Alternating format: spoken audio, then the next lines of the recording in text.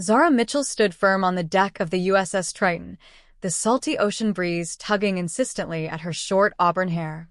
At 32, she had earned her place as a highly decorated Navy SEAL officer, her lean frame and sharp hazel eyes a testament to years of relentless training and unshakable discipline. Her team admired her, no, revered her, for her precision in the heat of battle, her ability to turn absolute chaos into calculated control. She had led covert operations in treacherous waters, defused ticking bombs with mere seconds to spare, and even swum 6 grueling miles through a raging storm to save a stranded squad mate from certain death. To the outside world, she was a ghost, a shadow, a name murmured in whispers through the hushed corridors of the Pentagon. Her missions? Classified. Her actions? Erased. But today, she was just Zara Mitchell, a woman on leave, back home in Norfolk, Virginia, where for once, she could bask in the unfamiliar quiet. Dressed in faded jeans and a weathered leather jacket, she blended seamlessly into the civilian crowd, her usual military fatigues tucked away. Her only plan for the evening? A burger from Marty's Diner, a cold beer, and an entire night of mindless TV. Simple joys for a woman who had stared death in the face too many times to count. As she strolled down Granny Street, the buzz of the evening crowd felt strangely comforting, yet oddly alien. That was, until the silence shattered. A police cruiser screeched to a stop beside her, tires skidding against the asphalt. Zara Mitchell. The voice was gruff, commanding. The officer stepped out, his badge glinting under the dull glow of the streetlights. Tom Whitaker, broad-shouldered, a towering figure, the kind of man who thrived on authority, on power. His buzz-cut and smug expression only confirmed it. "You're under arrest." Zara's brow furrowed, her stance unwavering. For what? Her voice was even controlled, a steady ripple in the tension. Assault with a deadly weapon. Whitaker's smirk widened as he snapped cold metal cuffs onto her wrists. Zara didn't flinch. "That's impossible. I've been deployed for the last 3 months. Tell it to the judge." He shoved her toward the cruiser, satisfaction dripping from his voice. Her instincts flared like a warning siren. This wasn't just an arrest. It was a setup. But Zara? She wasn't about to let panic take over. Panic was for rookies. She would unravel this. Just like always. At the precinct, Whitaker's twisted version of events came into focus. A fabricated story, crafted so meticulously it almost seemed airtight. Zara was being accused of stabbing a dock worker, Eddie Cray, and the so-called evidence?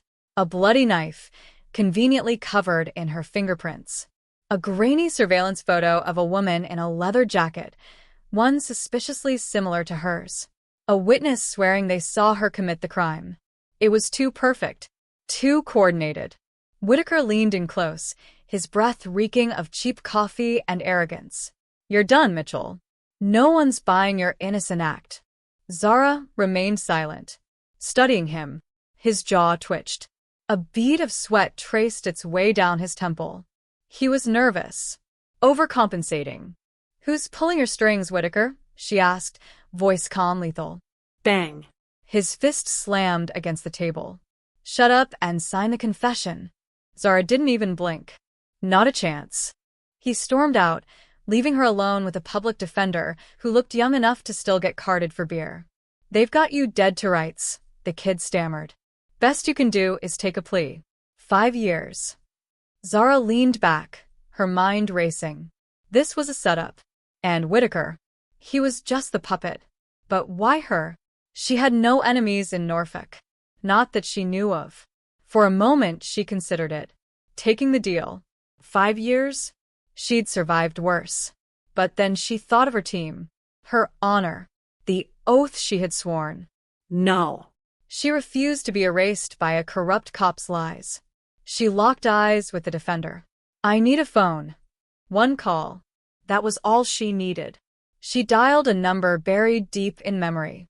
Chief Petty Officer Marcus Reed. A retired SEAL. Private investigator. And the only man she knew who could dig up the truth. "Marcus, it's Zara. I'm in deep." A beat of silence. Then a gravelly voice. Say less. Where are you? Norfolk PD. Framed for assault. I'm on it. Click. The next day, Marcus walked into the precinct. A grizzled bear of a man, his frame still powerful despite the limp from an old IED blast. He sat across from her in the visitation room, his gray eyes scanning her like a battlefield. Whitaker's dirty, he said, sliding a file under the table. Drugs. Extortion. Bribes. But this was personal. Zara flipped through grainy photos. Whitaker, shaking hands with suited men she didn't recognize. Who are they? Still working on that. But one thing was clear. The knife? Planted. The witness? A junkie willing to swear the moon was green for a fix. This whole thing? Rushed. Sloppy. Zara exhaled. The pieces were falling into place. She wasn't just going to fight this. She was going to burn it all down.